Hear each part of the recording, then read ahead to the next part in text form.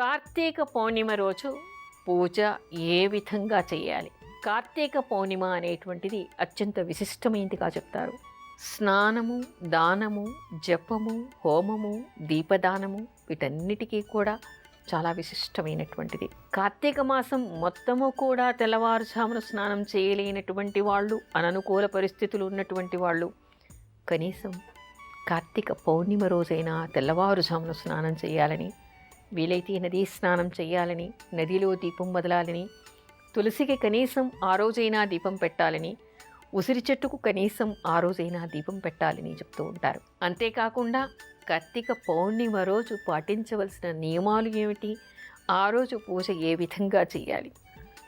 పౌర్ణిమ అనటంతోనే మనకి చంద్రుడికి సంబంధించి కనపడుతోంది కదా. అంటే చంద్ర దర్శనం ఆ రోజు చెయ్యాలి. అంటే పౌర్ణిమ అనేటువంటి తిథి మనకి రాత్రి చంద్రోదయం అయ్యే వరకు కూడా ఉండాలి. పౌర్ణిమ రోజు సర్వసాధారణంగా మనకి సూర్యాస్తమయం అవ్వగానే చంద్రుడి దర్శనం అవుతుంది. నక్షత్ర దర్శనం ఆ రోజు చెయ్యాలి.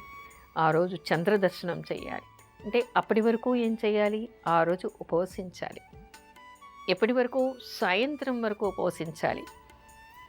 ఉదయాన్నే నదీ తీరంలో ఉన్న వాళ్ళైతే నదీ స్నానం చేస్తారు. లేని వాళ్ళైనా ఆ రోజు తెల్లవారుజామున తలస్నానం చేసి దేవుడికి దీపారాధన చేసి ఇంటి ముందర వాకిట్లో సింహద్వారం ముందర దీపాలు పెట్టి తులసికి పూజ చేసి తులసికి దీపం పెట్టి ఉసిరికి దీపం పెట్టి లక్ష్మీనారాయణులకు శివపార్వతులకి ఇంట్లో అర్చనలు, అభిషేకాలు, పూజలు ఎవరెవరి శక్తి మేర వాళ్ళు చేసుకుని ఆ రోజంతా కూడా ఉపవసించి ఉండాలి. సాయంత్రానికి వీలైతే దేవుడి గుళ్ళో అర్చనాభిషేకాలు చేసుకోవచ్చు, లేదా ఇంటిలో చేసుకోవచ్చు. అది వీలు కాదంటే సాయంత్రం సూర్యాస్తమయ సమయానికి దీపావళి రోజు ఏ విధంగా దీపారాధన చేస్తారో ఆ విధంగా దీపాలు, దీపజ్యోతులు, ఆవళులు అంటే ఎక్కడ కూడా దీపపు వరసలు పెట్టాలిట. దేవదీపావళి అంటారు దీన్ని. కాశీక్షేత్రంలో చూస్తే గంగ ఒడ్డున ఎక్కడ ఒక అడుగు వేయటానికి వీల్లేనంతగా స్థలం ఖాళీ లేకుండా మొత్తం గంగ ఒడ్డున దీపాలు పెడతారు. అన్నీ మెట్ల మీద పెడతారు. చూడటానికి రెండు కళ్ళు సరిపోనంత ఆనందంగా ఉంటుంది దీపజ్యోతులు, దీపకాంతులు. ఆ విధంగా చాలా చోట్ల చేస్తూ ఉంటారు. అయితే ఇళ్లల్లో కూడా అలా ఇంటి ముందర దీపాలు పెట్టి సాయంత్రం వేళకి పూజాధికాలు అయిపోయిన తర్వాత అప్పుడు ఎవరికైనా బ్రాహ్మలకి కానీ పేదలకు కానీ పిలిచి భోజనం పెట్టాలి. అయితే ఆ రోజు ప్రత్యేకంగా ఏమిటి? తప్పనిసరిగా పాయసం ఉండాలని, ఆ తర్వాత ఆ రోజు ఏమిటంటే చలిమిడితో దీపాలు పెట్టడం, సాయంత్రం తులసి దగ్గర దీపాలు వెలిగించడం అనేటువంటిది ముఖ్యంగా కనిపిస్తుంది. మామూలుగా ఏమిటంటే ప్రతిరోజు కూడా ప్రతి ఇంటిలో దీపారాధన చేయాలి. ఉదయాన్నే స్నానం చేసి ఇంటి ఇల్లాలు లేదా దంపతులిద్దరూ కానీ దీపారాధన చేయాలి. అయితే నియమంగా చేస్తున్నటువంటి వాళ్ళకి కూడా ఏదైనా ఊరికి వెళ్ళినప్పుడు కానీ, మైల వచ్చినప్పుడు కానీ, లేదా మంచాన పడినప్పుడు కానీ, అననుకూల పరిస్థితులు ఉండి స్నానం చేయటానికి వీలు కానటువంటి పరిస్థితి అంటే అనారోగ్యంతో ఉన్నప్పుడు కానీ వాళ్ళకప్పుడు దీపారాధన చేసే అవకాశం ఉండదు.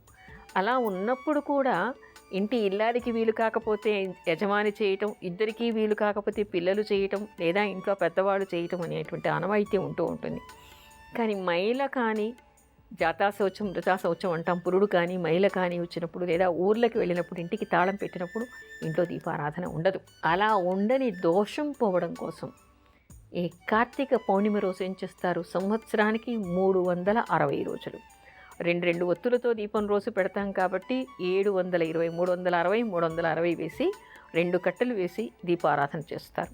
అంటే నిత్యం దీపారాధన చేసినటువంటి ఫలితం రావాలి అని చెప్పేసి విష్ణు ఆలయంలో కానీ, తులసి చెట్టు దగ్గర కానీ, ఉసిరి చెట్టు దగ్గర కానీ, ఇంట్లో దేవుడి మందిరం ముందు కానీ ఇలా 720 ఒత్తుల్ని అంటే 360, 360 అలా ఎవరెవరు ఇంట్లో అందరూ వెలిగించుకుంటారు. ప్రతి ఒక్క వ్యక్తి కూడా ఈ కార్తీక పౌర్ణిమ రోజు సాయంత్రం వరకు ఉపవసించి సాయంత్రం మళ్ళీ స్నానం చేసి ఇంకా ప్రత్యేకంగా బియ్యం తడిపేసి ఆ బియ్యం నానినటువంటి బియ్యంతో కొట్టి పిండి తయారు చేసి దానితో చలివిడితో జ్యోతి తయారు చేస్తారు.